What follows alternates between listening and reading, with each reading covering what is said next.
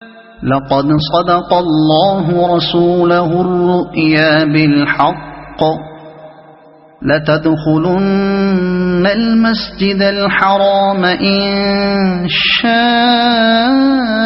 الله آمنين محلقين رؤوسكم ومقصرين لا تخافون فعلم ما لم تعلموا فجعل من دون ذلك فتحا قریبا۔ فی الواقع اللہ نے اپنے رسول کو سچا خواب دکھایا تھا جو ٹھیک ٹھیک حق کے مطابق تھا۔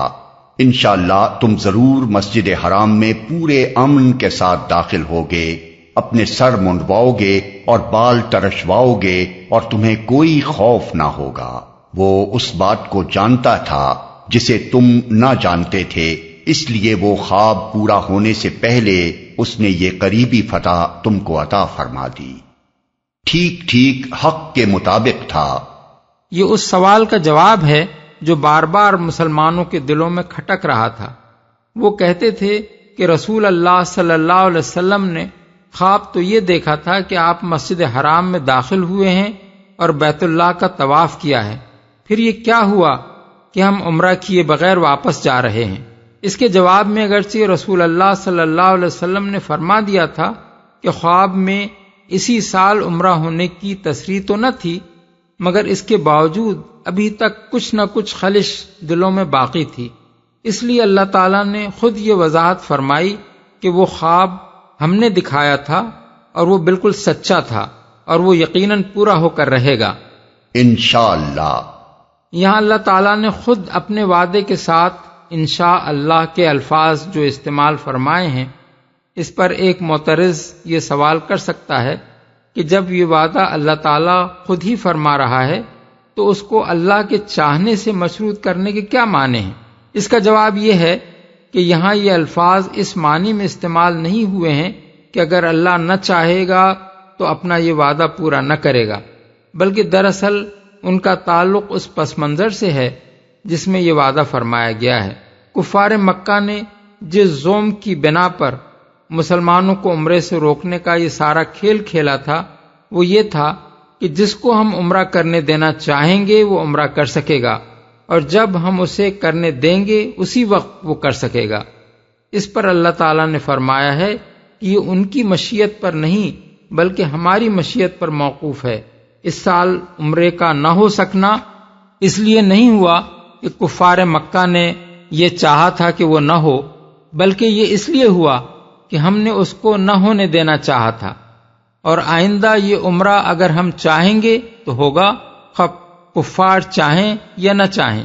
اس کے ساتھ ان الفاظ میں یہ معنی بھی پوشیدہ ہیں کہ مسلمان بھی جو عمرہ کریں گے تو اپنے زور سے نہیں کریں گے بلکہ اس بنا پر کریں گے کہ ہماری مشیت یہ ہوگی کہ وہ عمرہ کریں، ورنہ ہماری مشیت اگر اس کے خلاف ہو تو ان کا یہ بلبوتا نہیں ہے کہ خود عمرہ کر ڈالیں۔ امن کے ساتھ داخل ہوگے۔ یہ وعدہ اگلے سال ذی القعدہ سن 7 ہجری میں پورا ہوا۔ تاریخ میں یہ عمرہ عمرۃ القضاء کے نام سے مشہور ہے۔ سر منڈواؤ گے اور بال ترشواؤ گے۔ یہ الفاظ اس بات پر دلالت کرتے ہیں کہ عمرے اور حج میں سر منڈوانا لازم نہیں ہے بلکہ بال ترشوانا بھی جائز ہے، البتہ سر منڈوانا افضل ہے کیونکہ اللہ تعالیٰ نے اسے پہلے بیان فرمایا ہے اور بال ترشوانے کا ذکر بعد میں کیا ہے۔ هو الذي أرسل رسوله بالهدى ودين الحق ليظهره على الدين كله وَكَفَى بِاللَّهِ شَهِيدًا۔ وہ اللہ ہی ہے جس نے اپنے رسول کو ہدایت اور دین حق کے ساتھ بھیجا ہے تاکہ اس کو پوری جنس دین پر غالب کر دے، اور اس حقیقت پر اللہ کی گواہی کافی ہے۔ اس مقام پر یہ بات ارشاد فرمانے کی وجہ یہ ہے کہ حدیبیہ میں جب معاہدہ صلح لکھا جانے لگا تھا اس وقت کفار مکہ نے حضور کے اسم گرامی کے ساتھ رسول اللہ کے الفاظ لکھنے پر اعتراض کیا تھا، اور ان کے اصرار پر حضور نے خود معاہدے کی تحریر میں سے یہ الفاظ مٹا دیے تھے۔ اس پر اللہ تعالیٰ فرما رہا ہے کہ کہ ہمارے رسول کا رسول ہونا تو ایک حقیقت ہے جس میں کسی کے ماننے یا نہ ماننے سے کوئی فرق واقع نہیں ہوتا. اس کو اگر کچھ لوگ نہیں مانتے تو نہ مانیں، اس کے حقیقت ہونے پر صرف ہماری شہادت کافی ہے. ان کے انکار کر دینے سے یہ حقیقت بدل نہیں جائے گی، بلکہ ان کے علی الرغم اس ہدایت اور اس دین حق کو پوری جن سے دین پر غلبہ حاصل ہو کر رہے گا جسے لے کر یہ رسول ہماری طرف سے آیا ہے، خواہ یہ منکرین اسے روکنے کے لیے کتنا ہی زور مار کر دیکھ لیں. پورے جن سے دین سے مراد زندگی کے وہ تمام نظام ہیں جو دین کی نوعیت رکھتے ہیں.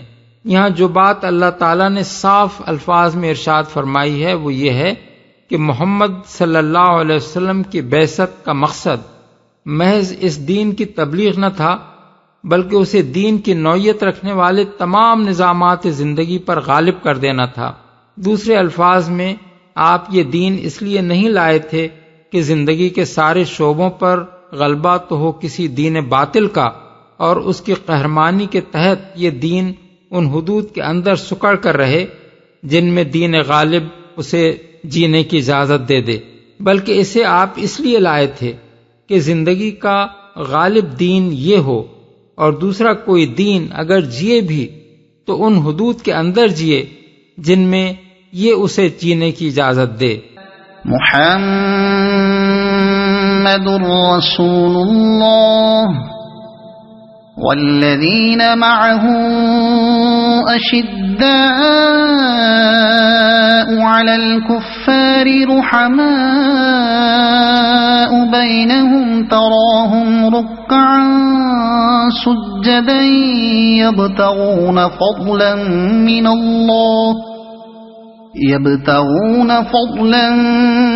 من اللہ ورضوانا سیماہم فی وجوہہم من اثر السجود ذلك مثلهم في التوراة ومثلهم في الإنجيل كزرع أخرج شطأه فآزره فاستغلظ فاستوى على سوقه يعجب الزراع ليغيظ بهم الكفار وعد الله الذين آمنوا وعملوا الصالحات منهم مغفرة وأجرا عظيما. محمد اللہ کے رسول ہیں اور جو لوگ ان کے ساتھ ہیں وہ کفار پر سخت اور آپس میں رحیم ہیں. تم جب دیکھو گے انہیں رکوع و سجود اور اللہ کے فضل اور اس کی خوشنودی کی طلب میں مشغول پاؤ گے. سجود کے اثرات ان کے چہروں پر موجود ہیں جن سے وہ الگ پہچانے جاتے ہیں. یہ ہے ان کی صفت تورات میں، اور انجیل میں ان کی مثال یوں دی گئی ہے کہ گویا ایک کھیتی ہے جس نے پہلے کوپل نکالی، پھر اس کو تقویت دی، پھر وہ گدرائی، پھر اپنے تنے پر کھڑی ہو گئی. کاشت کرنے والوں کو وہ خوش کرتی ہے تاکہ کفار ان کے پھلنے پھولنے پر جلیں. اس گروہ کے لوگ جو ایمان لائے ہیں اور جنہوں نے نیک عمل کیے ہیں، اللہ نے ان سے مغفرت اور بڑے اجر کا وعدہ فرمایا ہے. کفار پر سخت اصل الفاظ ہیں اشداء علی الکفار.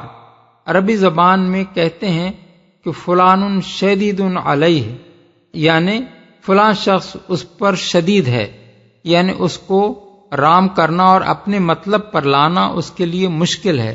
کفار پر اصحاب محمد صلی اللہ علیہ وسلم کے سخت ہونے کا مطلب یہ نہیں ہے کہ وہ کافروں کے ساتھ درستی اور تندخوئی سے پیش آتے ہیں، بلکہ اس کا مطلب یہ ہے کہ وہ اپنے ایمان کی پختگی، اصول کی مضبوطی، سیرت کی طاقت اور ایمانی فراست کی وجہ سے کفار کے مقابلے میں پتھر کی چٹان کا حکم رکھتے ہیں. وہ موم کی ناک نہیں ہیں کہ انہیں کافر جدھر چاہیں موڑ دیں. وہ نرم چارہ نہیں ہے کہ کافر انہیں آسانی کے ساتھ چبا جائیں. انہیں کسی خوف سے دبایا نہیں جا سکتا، انہیں کسی ترغیب سے خریدا نہیں جا سکتا. کافروں میں یہ طاقت نہیں ہے کہ انہیں اس مقصد عظیم سے ہٹا دیں جس کے لیے وہ سر دھڑ کی بازی لگا کر محمد صلی اللہ علیہ وسلم کا ساتھ دینے کے لیے اٹھے ہیں۔ آپس میں رحیم ہیں، یعنی ان کی سختی جو کچھ بھی ہے دشمنان دین کے لیے ہے، اہل ایمان کے لیے نہیں ہے۔ اہل ایمان کے مقابلے میں وہ نرم ہیں، رحیم و شفیق ہیں، ہمدرد و غمگسار ہیں۔ اصول اور مقصد کے اتحاد نے ان کے اندر ایک دوسرے کے لیے محبت اور ہمرنگی و سازگاری پیدا کر دی ہے۔ الگ پہچانے جاتے ہیں۔ اس سے مراد پیشانی کا وہ گٹا نہیں ہے جو سجدے کرنے کی وجہ سے بعض نمازیوں کے چہرے پر پڑ جاتا ہے، بلکہ اس سے مراد خدا ترسی، کریم النفسی، شرافت اور حسن اخلاق کے وہ آثار ہیں جو خدا کے آگے جھکنے کی وجہ سے فطرتاً انسان کے چہرے پر نمایاں ہو جاتے ہیں۔ انسان کا چہرہ ایک کھلی کتاب ہوتا ہے جس کے صفحات پر آدمی کے نفس کی کیفیات بآسانی دیکھی جا سکتی ہیں۔ ایک متکبر انسان کا چہرہ ایک متواضع اور منکسر المزاج آدمی کے چہرے سے مختلف ہوتا ہے۔ ایک بد اخلاق آدمی کا چہرہ ایک نیک نفس اور خوش خلق آدمی کے چہرے سے الگ پہچانا جاتا ہے۔ ایک لفنگے اور بدکار آدمی کی صورت اور ایک شریف اور پاکباز آدمی کی صورت میں نمایاں فرق ہوتا ہے۔ اللہ تعالیٰ کے ارشاد کا منشا یہ ہے کہ محمد صلی اللہ علیہ وسلم کے یہ ساتھی تو ایسے ہیں کہ ان کو دیکھتے ہی ایک آدمی بیک نظر یہ معلوم کر سکتا ہے کہ یہ خیر الخلائق ہیں، کیونکہ خدا پرستی کا نور ان کے چہروں پر چمک رہا ہے۔ یہ وہی چیز ہے جس کے متعلق امام مالک بیان کرتے ہیں، جب صحابہ کرام کی فوجیں شام کی سرزمین میں داخل ہوئیں تو شام کے عیسائی کہتے تھے کہ مسیح کے حواریوں کی جو شان ہم سنتے تھے یہ تو اسی شان کے لوگ نظر آتے ہیں۔ تورات میں غالباً یہ اشارہ کتاب استثناء باب 33 آیات 2 اور 3 کی طرف ہے، جن میں رسول اللہ صلی اللہ علیہ وسلم کی آمد مبارک کا ذکر کرتے ہوئے آپ کے صحابہ کے لیے قدسیوں کا لفظ استعمال کیا گیا ہے۔ اس کے سوا اگر صحابہ کرام کی کوئی صفت تورات میں بیان ہوئی تھی تو وہ اب موجودہ محرف تورات میں نہیں ملتی۔ مثال یوں دی گئی ہے، یہ تمثیل حضرت عیسیٰ علیہ السلام کے ایک وعظ میں بیان ہوئی ہے جسے بائبل کے عہد نامہ جدید میں اس طرح نقل کیا گیا ہے، اور اس نے کہا خدا کی بادشاہی ایسی ہے جیسے کوئی آدمی زمین میں بیج ڈالے اور رات کو سوئے اور دن کو جاگے، اور وہ بیج اس طرح اگے اور بڑھے کہ وہ نہ جانے۔ زمین آپ سے آپ پھل لاتی ہے، پتی، پھر بالیں، پھر بالوں میں تیار دانے، پھر جب اناج پک چکا تو وہ فی الفور درانتی لگاتا ہے کیونکہ کاٹنے کا وقت آ پہنچا۔ وہ رائی کے دانے کے مانند ہے کہ جب زمین میں بویا جاتا ہے تو زمین کے سب بیجوں سے چھوٹا ہوتا ہے، مگر جب بو دیا گیا تو اگ کر سب ترکاریوں سے بڑا ہو جاتا ہے، اور ایسی بڑی ڈالیاں نکالتا ہے کہ ہوا کے پرندے اس کے سائے میں بسیرا کر سکتے ہیں۔ مرقس باب 4 آیات 26 تا 32۔ اس وعظ کا آخری حصہ انجیل متی باب 13 آیات 31-32 میں بھی ہے۔ بڑے اجر کا وعدہ فرمایا ہے۔ ایک گروہ اس آیت میں منہم کی من کو تبعیض کے معنی میں لیتا ہے اور آیت کا ترجمہ یہ کرتا ہے کہ ان میں سے جو لوگ ایمان لائے اور جنہوں نے نیک عمل کیے اللہ نے ان سے مغفرت اور بڑے اجر کا وعدہ فرمایا ہے۔ اس طرح یہ لوگ صحابہ پر طعن کا راستہ نکالتے ہیں اور دعویٰ کرتے ہیں کہ اس آیت کی روح سے صحابہ میں سے بہت سے لوگ مومن و صالح نہ تھے، لیکن یہ تفسیر اسی صورت کی آیات 4، 5، 18 اور 26 کے خلاف پڑتی ہے اور خود اس آیت کے ابتدائی فقروں سے بھی مطابقت نہیں رکھتی۔ آیت 4-5 میں اللہ تعالیٰ نے ان تمام صحابہ کے دلوں میں سکینت نازل کیے جانے اور ان کے ایمان میں اضافہ ہونے کا ذکر فرمایا ہے جو حدیبیہ میں حضور کے ساتھ تھے، اور بلا استثناء ان سب کو جنت میں داخل ہونے کی بشارت دی ہے۔ آیت 18 میں اللہ تعالیٰ نے ان سب لوگوں کے حق میں اپنی خوشنودی کا اظہار فرمایا ہے جنہوں نے درخت کے نیچے حضور سے بیعت کی تھی، اور اس میں بھی کوئی استثناء نہیں ہے۔ آیت 26 میں بھی حضور کے تمام ساتھیوں کے لیے مومنین کا لفظ استعمال کیا ہے، ان کے اوپر اپنی سکینت نازل کرنے کی خبر دی ہے اور فرمایا ہے کہ یہ لوگ کلمہ تقوی کی پابندی کے زیادہ حقدار ہیں اور اس کے اہل ہیں۔ یہاں بھی یہ نہیں فرمایا کہ ان میں سے جو مومن ہیں صرف انہی کے حق میں یہ خبر دی جا رہی ہے۔ پھر خود اس آیت کے بھی ابتدائی فقروں میں جو تعریف بیان کی گئی ہے وہ ان سب لوگوں کے لیے ہے جو محمد رسول اللہ صلی اللہ علیہ وسلم کے ساتھ تھے۔ الفاظ یہ ہیں کہ جو لوگ بھی آپ کے ساتھ ہیں وہ ایسے اور ایسے ہیں۔ اس کے بعد یکایک آخری فقرے پر پہنچ کر یہ ارشاد فرمانے کا آخر کیا موقع ہو سکتا تھا کہ ان میں سے کچھ لوگ مومن و صالح تھے اور کچھ نہ تھے۔ اس لیے یہاں من کو تبعیض کے معنی میں لینا نظم کلام کے خلاف ہے۔ در حقیقت یہاں من بیان کے لیے ہے، جس طرح آیت فَاجْتَنِبُوا الرِّجْسَ مِنَ الْأَوْثَانِ بتوں کی گندگی سے بچو میں من تبعیض کے لیے نہیں بلکہ لازماً بیان ہی کے لیے ہے، ورنہ آیت کے معنی یہ ہو جائیں گے کہ بتوں میں سے جو ناپاک ہیں ان سے پرہیز کرو، اور اس سے نتیجہ یہ نکلے گا کہ کچھ بت پاک بھی قرار پائیں گے جن کی پرستش سے پرہیز لازم نہ ہوگا۔